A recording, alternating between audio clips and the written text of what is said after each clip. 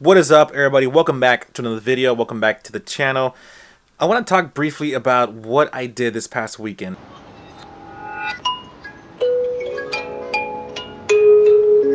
So on Friday, we left at 4 in the morning on my F30 320i. We drove out from LA area all the way to Sedona, Arizona. And if you know that trip from LA to Arizona, it's roughly around 8 hours. And I pushed my car 400 miles straight shot from LA to Arizona.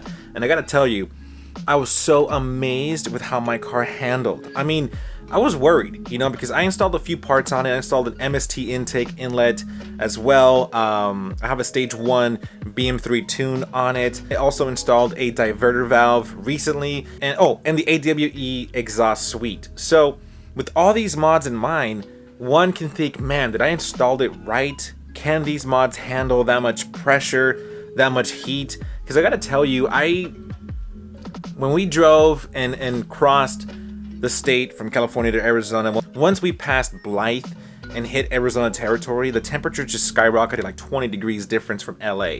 I was hitting 105, 108 degree weather. And I gotta tell you, my car handled it so well. I highly recommend the MST intake because honestly, my temperatures were right under 240 the whole entire time. I mean, it fluctuated, from time to time. It went up from, I think, 215 to 240 and then went back down to 215. But my engine kept cool the whole way through, pushing 85 miles an hour on Eco Pro and Comfort mode occasionally, pushing through 107 degree hot weather.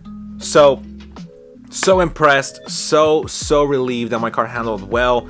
If I can recommend anything, is any mod that you do to your car, start off with the intake, because keeping your engine cool gives you more performance, right? And I also came into something else too. I came into a bit of a problem with the AC. So driving to Arizona, obviously you're cranking like 60, 65, on auto for your AC unit.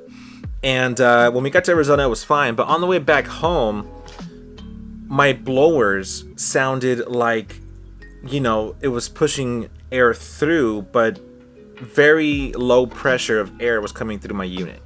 And I got a little worried because I'm like, crap, it's 107, I'm driving 85 miles an hour, and it's hot, and my AC just gave out. There was cold air, and the blower was pushing air. I could hear it, but very, very little power. I mean, I was on a max cool, and it was blowing little to nothing. It felt almost suffocating in my car.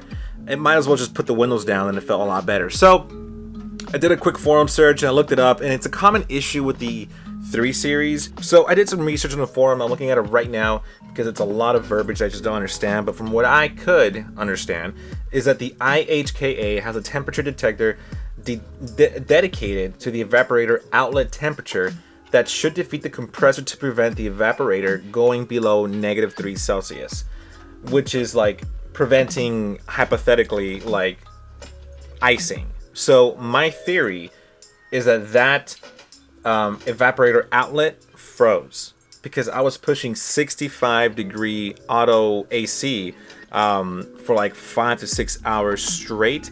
And I think it's a common issue with the 3 Series. That outlet tends to just freeze up, causing the blower and I guess the compressor to not fully push the air out properly. So what I found on the forums is to basically just stop the car, completely. Like, make sure the iDrive is off, everything is off for like 10 to 20 minutes. Let that little evaporator outlet just kind of defreeze, and then start the car and it should work. And that's exactly what I did. At some point, I just pulled to the side and I popped the hood and just let the engine just cool off for 10 to 15 minutes to make sure the entire car was off, make sure the ECUs just kind of restarted, and it worked. And from there on out, I drove back another 4 hours from, wherever I was. I think it was Blythe. I drove another 3 to 4 hours back home with full AC operational. So if that happens to you, try that out. It's a common issue with the 3 Series, and I was freaked out for a second. I'm like, man, what in the world? My AC just blew out, but it's a common issue. So I'm gonna call my dealership just to make sure there's nothing I have to replace. But from looking at the forums, it looks like the dealership can't really do much on it because it's an on and off thing, and if it just freezes, it will show up as okay, because when it defrosts, it's working back operational. So I'm not sure if I should take it back to the dealership. In fact, I'm a little scared to take my BMW to the dealership because I do have a stage 1 tune on it. So with that saying, I might just let it hang for a bit. I'll keep y'all updated on the results. If it happens again, or my blower just gives out completely, then I'm screwed and I'll take it to the dealership. But I'll keep y'all posted on that. But anywho, all that to say though is that I'm excited because all my modifications held tightly. My next mod is the charge pipe from FTP.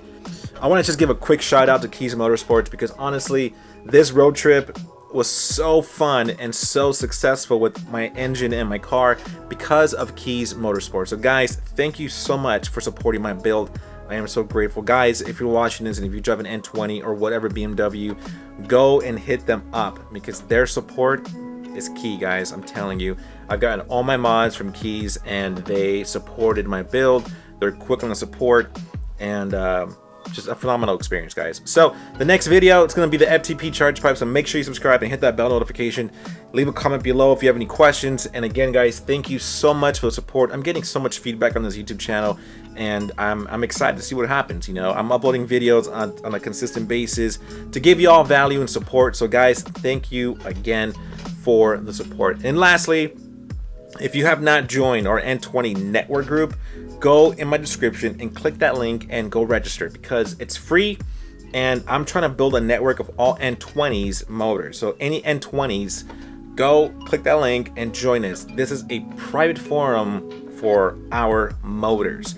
No hate, just growth, learn, and connecting with other N20s because you know what, we have a pretty rad vehicle and I am shocked of how much support we're getting on that network. So guys, I'm rambling. Thank you so much for watching and I'll catch you next week. I'll see ya.